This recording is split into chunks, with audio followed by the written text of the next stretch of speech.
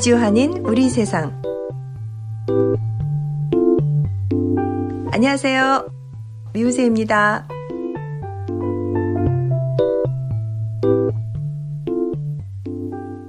(2022년 3월 16일) 수요일 제269화 미주한인 우리 세상 지금 시작합니다.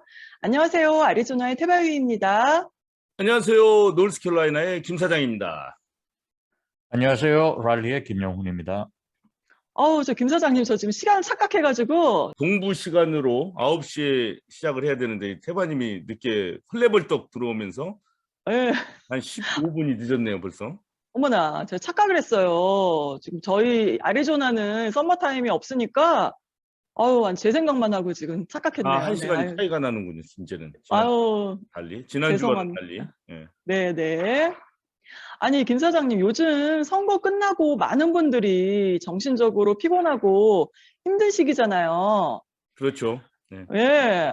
어떤 분들은 뭐 기쁘겠지만 또 다른 분들은 마음의 상처를 받고 힘들어 하시는 분들도 계실 텐데, 김 사장님은 어때요?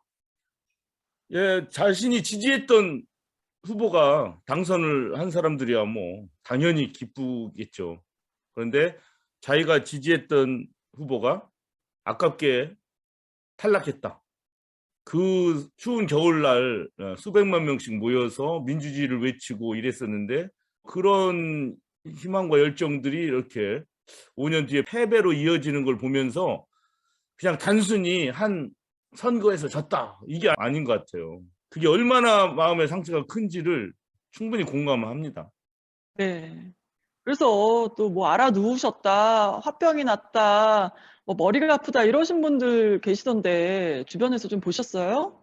예, 그런 분이 많죠. 근데 지금 이제 일주일이 지났고 또 2주일째로 가고 있는데 저는 좀 그런 걸 생각을 해봤습니다. 이 패배의 충격, 실망감도 있겠지만 그 뒤에 어떻게 하면 좀 건강하게 슬기롭게 지낼 수 있을까? 지금 이 시기를, 가장 어려운 시기를 그렇게 네. 생각해봤습니다. 그래서 몇 가지 예를 들면서 그런 점들을 좀 극복해야 건강하지 않나라고 싶어서 두세 가지만 이렇게 짚어볼게요. 제가. 네. 이거는 전혀 뭐 전문가 의견도 아니고 제 혼자 진짜 개똥철학으로 하는 생각입니다. 예. 제일 먼저 패배를 한 상태에서 당연히 있을 수 있는 일이겠지만 원인을 찾으려고 할 거 아닙니까? 우리가 왜 졌나?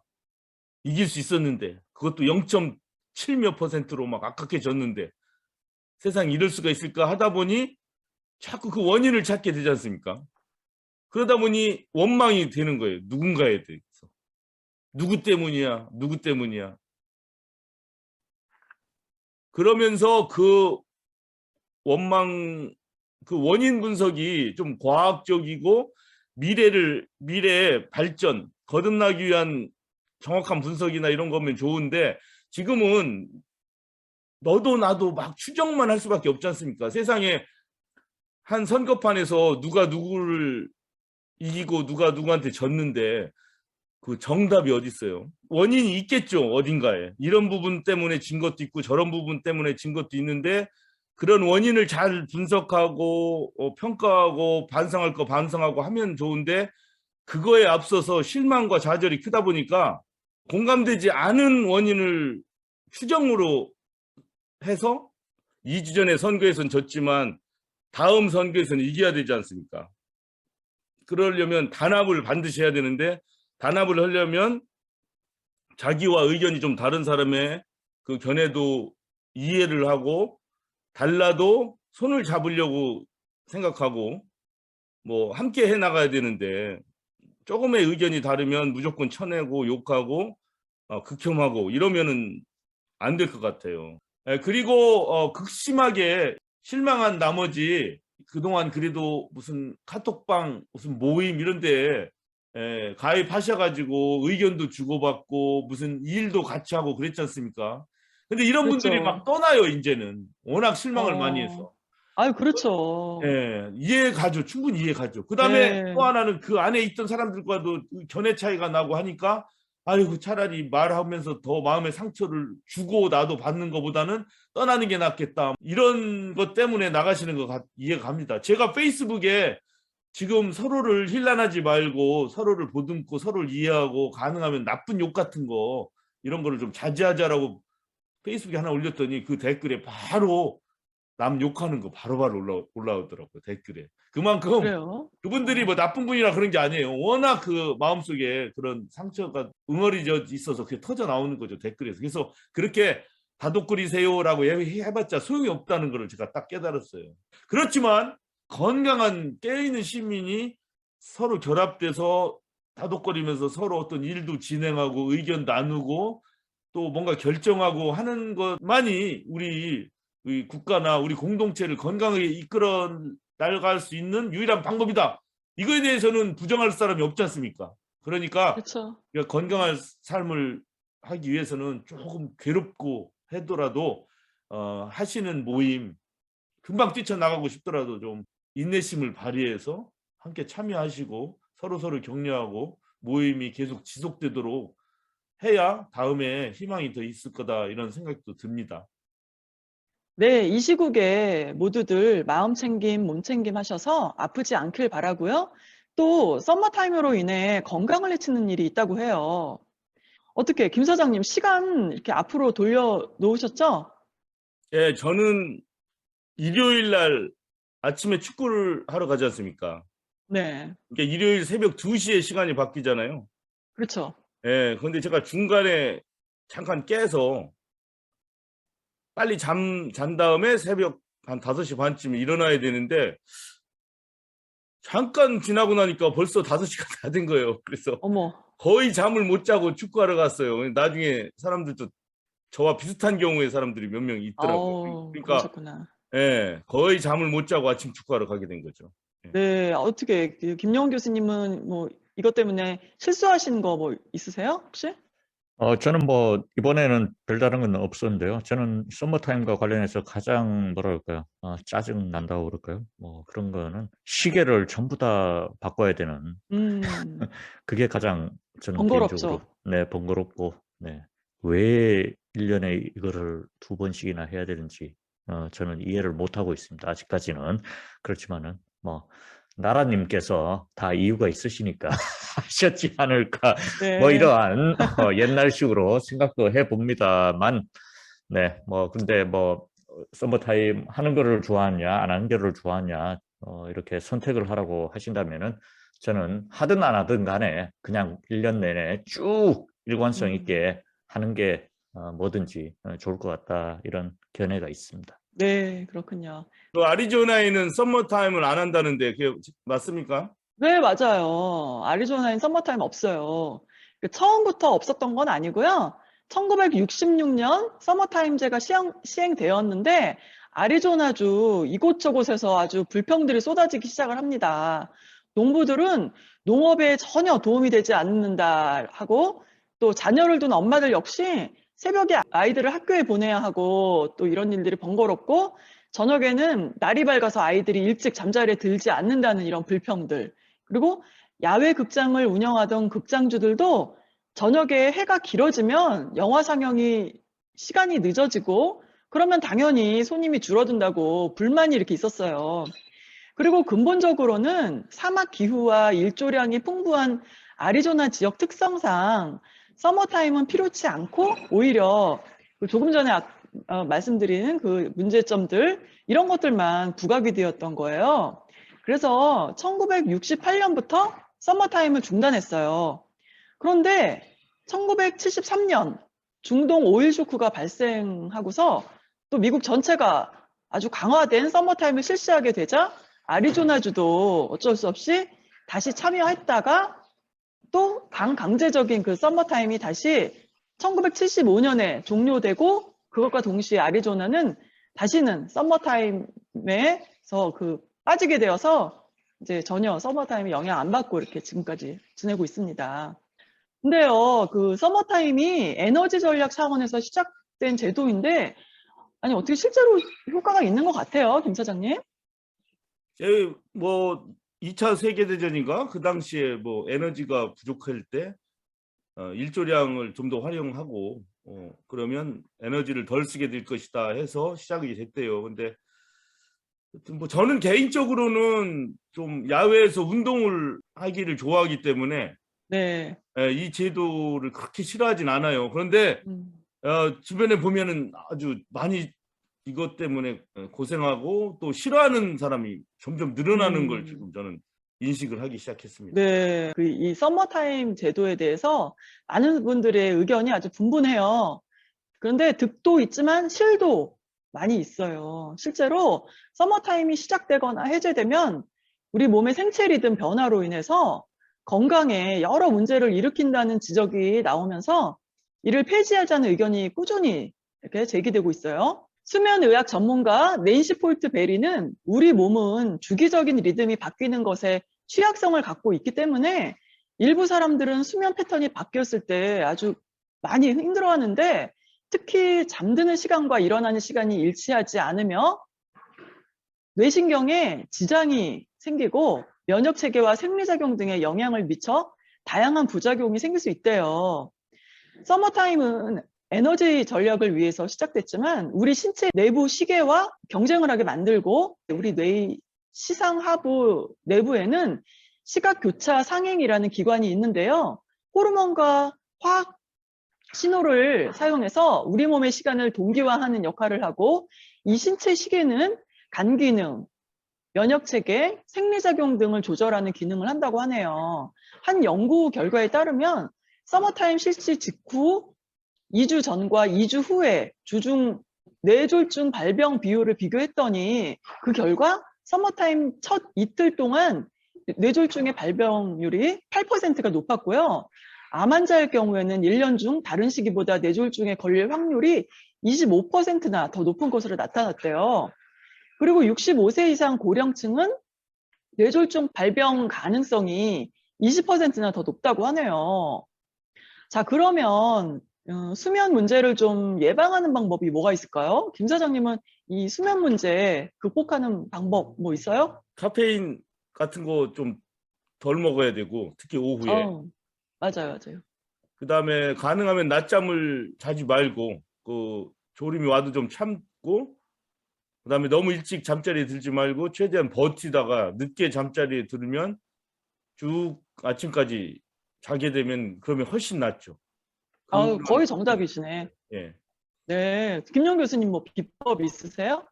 저는 낮 시간에 최대한 집중을 해서 일을 하면은 많이 피곤해져서 이렇게 잠자리에 잘 들고 중간에 깨지도 않고 이렇게 하는 경향이 있는데 이건 뭐 저만 해당되는 게 아니고 모든 분들, 거의 모든 분들한테 해당되는 게 아닐까 싶네요. 근데 이제 고비가 이제 초저녁이죠. 네, 초저녁에 워낙 피곤하니까 잠깐 눈 붙일까 이러다가 눈 붙이게 되면은 이제 밤에 잠을 못 자는 그러한 악순환이 반복되는 경험이 있었는데 뭐 아무튼 낮 시간에 열심히 일하자. 네, 이러면 모든 게 다 해결된다. 뭐 그런 생각을 갖고 있습니다. 네. 아니, 많은 분들이 이 수면 문제 때문에 확실히 고생을 하긴 하나 봐요. 그래서 이 시간에 적응이 될 때까지 좀 노력을 해야 되는데 아까 말씀하신 것처럼 김 사장님 보통 하루 전보다 15에서 20분 정도 일찍 잠자리에 들고요. 술과 커피를 피하고 또 취침 전에 스마트폰을 보는 것을 피하고 또 낮잠을 주무시는 분들을 좀 시간 제한을 하시는 거 그리고 취침 전에 과식을 피하는 방법 등이 있어요. 근데 바로 어제 3월 15일이었어요. 여러 논란이 제기된 가운데 이른바 서머타임제를 항구적으로 적용하는 내용의 법안을 만장일치로 미 의회 상원이 가결했다고 하네요. 이 법안은 오늘 2023년 11월에 시간을 바꾸지 않고 유지한다고 하는데 이 법안이 법률로 확정되려면 하원에서도 의결되고 조 바이든 대통령이 거부권을 행사하지 않고 변명에 사인을 해야 가능하다고 합니다. 그 상원에서 그런 움직임이 있었는지 몰랐네요. 그리고 그렇게 되면은 1년에 적용하면 김영훈 교수님은 뭐 찬성을 하시겠네요. 바꾸는 게 아니니까. 그다음에 저도 뭐 데일라이트 세이빙 타임 뭐 나쁘지 않다고 생각하니까 저도 찬성하고 그러면 그렇게 될 가능성이 많이 있겠네요. 근데 재미난 자료가 하나 있어요. 제가 한번 보여드릴게요. 이거는 블로거이면서 카토그래퍼, 뭐 그래프 같은 거 잘 그리는 사람인가 보죠. 앤디 우드러프라는 분이 만든 거예요, 자기가. 제일 왼쪽 위에 보면 지금 현재 제도처럼 데일라이트 세이빙 타임을 현재처럼 할 경우 이제 어두운 부분이 뭐냐면 아침 7시에 좀 깜깜한 경우 그렇게 돼요. 아침 7시에 깜깜한 경우. 그럼 요거 보시면 아침 7시에 아직도 깜깜한 곳이 이렇게 많이 있죠. 네. 꽤 많이 있죠. 그다음에 저녁 5시에 환한 경우 1년 내내. 거의 이 노란 부분은 바로 1년 365일 저녁 5시에 해를 볼 수 있는 곳입니다. 이렇게 되면. 그다음에 여기 아주 진한 부분은 새벽 7시에 365일 계속 깜깜한 곳. 이렇게 됩니다. 네. 그래서 만약에 데일라이트 세이빙 타임이 완전히 없어지면 지금 보시다시피 좀 아무래도 아침 7시와 저녁 5시에 환해지는 부분이 많아요. 환해지는. 그러네요. 비슷하네요. 네. 이렇게 오른쪽에 보이시면 1년 내내 데일라이트 세이빙 타임을 적용한다. 지금 상원에서 추진하는 것처럼. 그럼 아침 7시에는 대부분이 깜깜할 거예요, 이제. 그 대신 저녁 5시에는 거의 1년 365일 다 환한 거예요, 이렇게. 법 시행이 되면은 달라진 시차로 인해 노동력 저하와 건강상의 문제 등의 여러 문제들이 해결될 것 같습니다. 썸머타임으로 아직 적응되지 않은 분들 많으실 텐데요. 건강 유의하시고 수면 문제 해결을 위해 신경 쓰시기 바랍니다. 자, 안내 말씀 전해드릴게요. 아리조나 지역 소식입니다. 우리 미우새 248화에서 초대 손님 인터뷰하셨던 뉴욕의 설치미술 천세련 작가님 기억하시죠? 예. 원을 네. 많이 그리시는 우리 천세련 작가님. 맞아요. 그 천세련 작가님이 아리조나에 방문하셨는데요. 이곳에서 전시회와 한국 전통차 시연회 그리고 함께 오신 고수수 요가 강사님의 요가 워크숍이 있을 예정이에요. 장소는 매사에 위치한 감로사고요. 전시 일정은 2022년 3월 15일부터 3월 22일까지 진행되고요.